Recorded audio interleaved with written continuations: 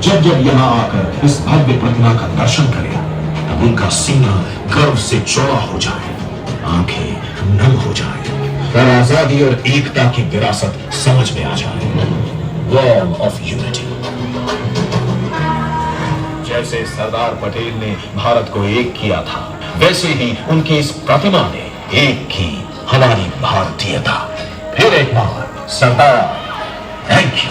सबसे ऊंचा है सबसे आला, हो पूरे शहर हमारा सरदार। स्टैच्यू ऑफ यूनिटी, भारत की एकता के प्रणेता को राष्ट्र की सर्वश्रेष्ठ श्रद्धांजलि। Now there are some things you need to add in your checklist if you're visiting Statue of Unity. सबसे पहले तो अगर आप कोई होटल या रिजॉर्ट बुक कर रहे हैं, आप उनसे चेक कर लीजिए कि क्या आपके पैकेज में स्टैचू ऑफ यूनिटी का विजिट इंक्लूडेड है या नहीं। और अगर वो इंक्लूडेड है तो आपके पैकेज में सिर्फ एंट्री है या लेज़र मैपिंग शो भी है या आपका व्यूइंग गैलरी भी इंक्लूडेड है। सो हमारे पैकेज में एंट्री और लेज़र मैपिंग था।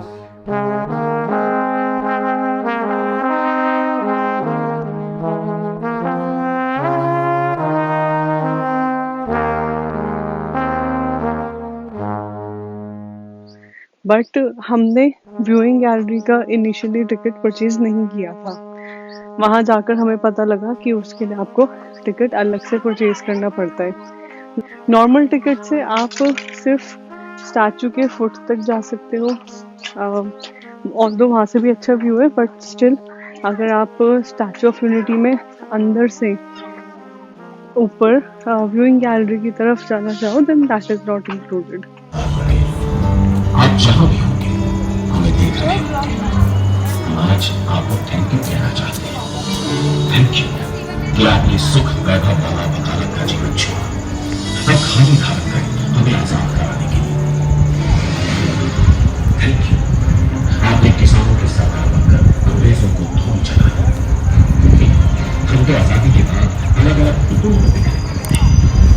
थैंक यू, आपने बढ़ती उम्र के बावजूद, कमजोर कबीले के बावजूद लगातार प्रयास कर, लगातार राजाओं से मिलकर 10-20 नहीं 562 रियासतों को एक किया। Thank you sir. इसीलिए हम आपको इस विश्व का सबसे बड़ा आपकी विश्व की सबसे ऊंची प्रतिमा के साथ।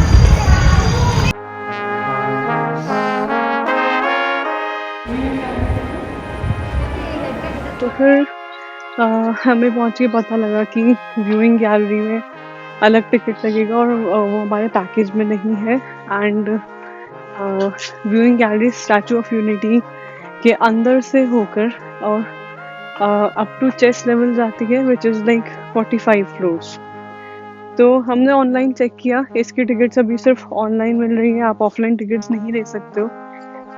उसमें स्लॉट्स भी होते हैं, तो लकीली हमें अपने अराइवल टाइम के ही स्लॉट में और अवेलेबल टिकट्स मिल गई, तो हमने अलग से व्यूइंग गैलरी की टिकट परचेज कर ली।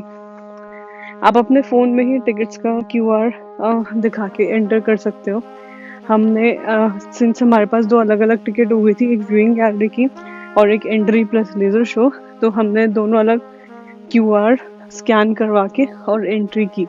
वो आपको वहाँ पे जो गार्ड्स हैं वो गाइड कर देंगे कि आपको क्या QR दिखाना है या कैसे करना है। एंट्री टिकट के लिए हमारे होटल ने हमें प्रिंट आउट पे QR कोड्स दे दिए थे, जिसके थ्रू हमने एंटर कर लिया। उसके बाद स्टैचू ऑफ यूनिटी जाने के बाद एंटर करके आप पूरे एरिया में घूम सकते हो। आप वहाँ पे पिक्चर्स क्लिक कर सकते हो, वीडियोस बना सकते हो। बहुत अच्छा लगता है। This statue is the tallest statue in the world. देख के बहुत अच्छी फीलिंग आती है, बहुत प्राउड फील होता है कि ये हमारे इंडिया में है। एंड वो भी उनके लिए जिन्होंने इस पूरे इंडिया को एक बनाया है, सरदार वल्लभ भाई पटेल जी। तो बहुत अच्छा लगा, हमने वीडियोग्राफी की, हमने वहाँ स्टैचू पे विज़िट किया। वहाँ पे नीचे एक म्यूज़ियम है, आप वहाँ भी जा सकते हैं। फिर हमने अपना व्यूइंग गैलरी की जो टिकट है उसको अवेल करके हम ऊपर गए व्यूइंग गैलरी में। वहाँ से आपको पूरे एरिया का काफ़ी अच्छा व्यू दिखता है, जिस एरिया में ये पूरा बनाया गया है।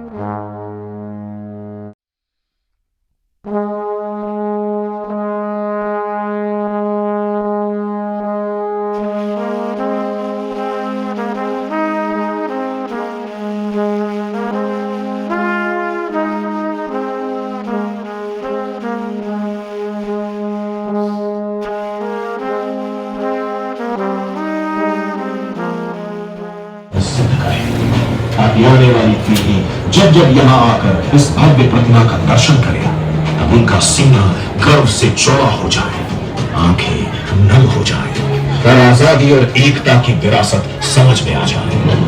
Wall of unity.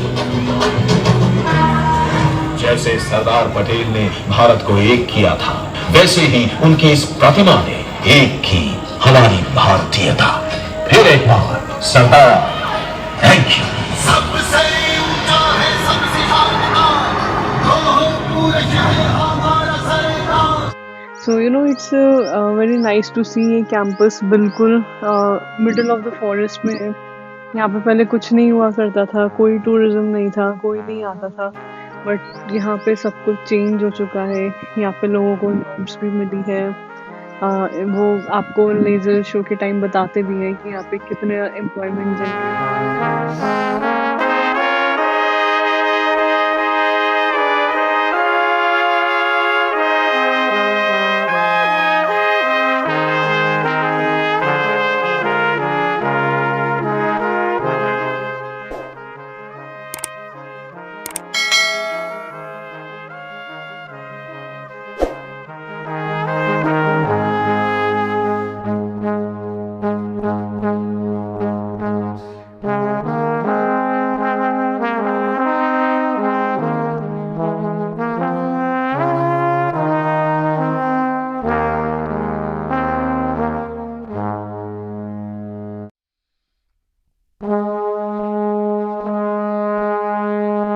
जिसमें 95% इंडियंस थे। एंड यहाँ पे जितने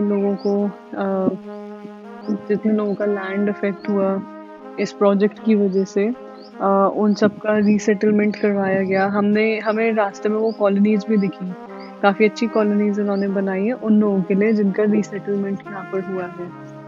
सो वेरी नाइस प्रोजेक्ट।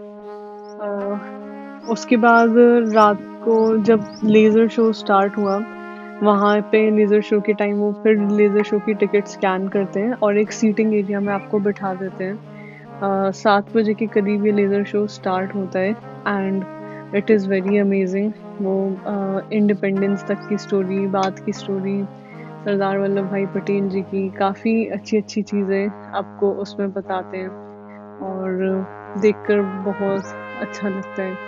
सो ये लेज़र शो अराउंड 20 मिनट्स का चलता है, 20 to 25 मिनट्स, जिसके बाद आप स्टैचू ऑफ यूनिटी के कैंपस से बाहर आ जाते हैं।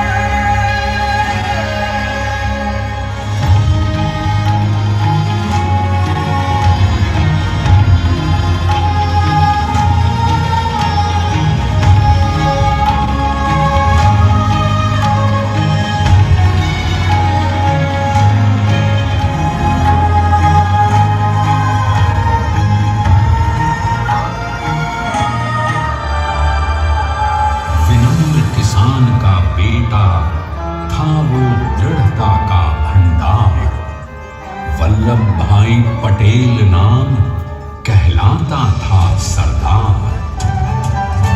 कृषक कार्मिक जनगण से था उसको प्यार अपार। अखिल देश ने उसे रहनुमा किया था स्वीकार। गांधी बापू का शिष्य, सत्य अहिंसा का अवतार, किंतु एक भारत करने को हर लेता हथियार। लौह पुरुष संबोधन था वो लोहे की दीवार। तेज पुंज तुम, शक्तिपीठ तुम, बल का सागर अपरंपार। ऋणी देश का नम्र अमन तुम स्वीकारो सरदार।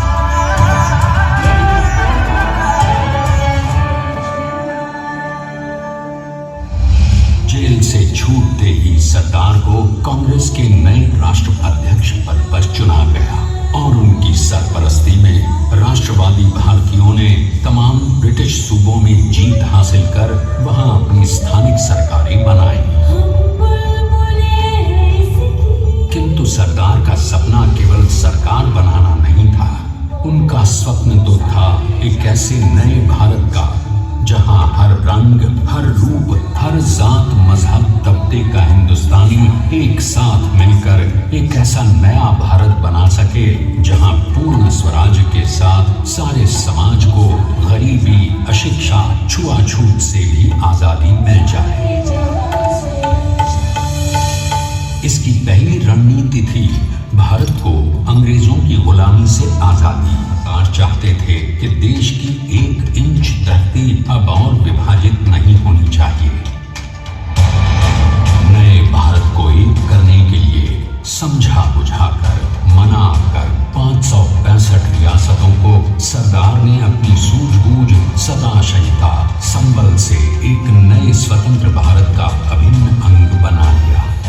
हमारे इतिहास में अखंड भारत के पुरुषार्थ का ये एक महानतम अध्याय है।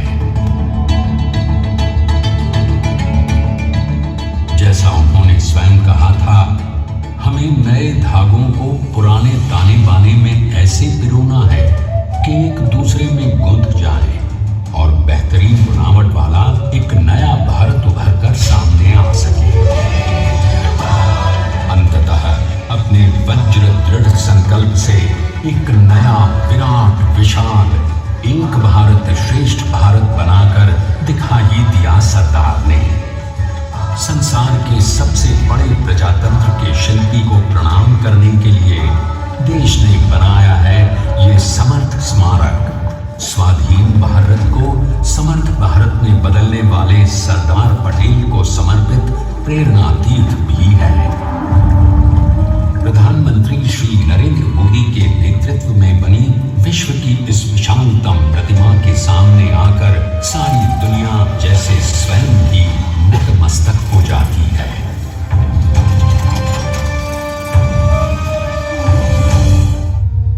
सरदार ने अपनी गंभीरता, शालीनता और दूरदर्शिता से भारत को संगठित करने के असंभव कार्य को संभव कर दिखाया। आइए आज हम सब उन्हीं की महिमा में विश्व के सामने एक उदाहरण रखें, क्योंकि ये ही भारत को श्रेष्ठता के मार्ग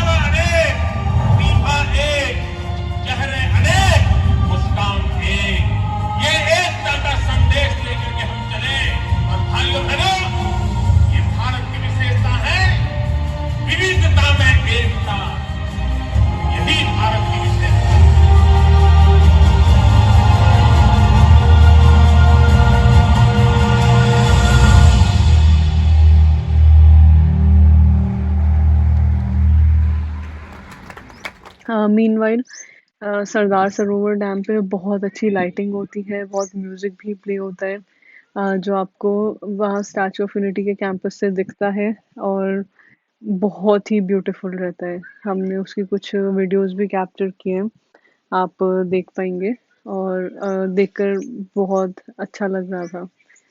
वहाँ से एग्जिट करने के बाद हम आ गए ग्लो गार्डन में। ग्लो गार्डन इंडिया का फर्स्ट एलईडी गार्डन है। रात के टाइम वो लाइट अप होता है और वहाँ पे काफ़ी चीज़ें बनाई गई हैं, जैसे फाउंटेन्स, बहुत से एनिमल्स के स्ट्रक्चर्स और बहुत से फ्लावर्स, प्लांट्स, ये सब आर्टिफिशियली बनाए गए हैं और ये सब एलईडी लाइट है।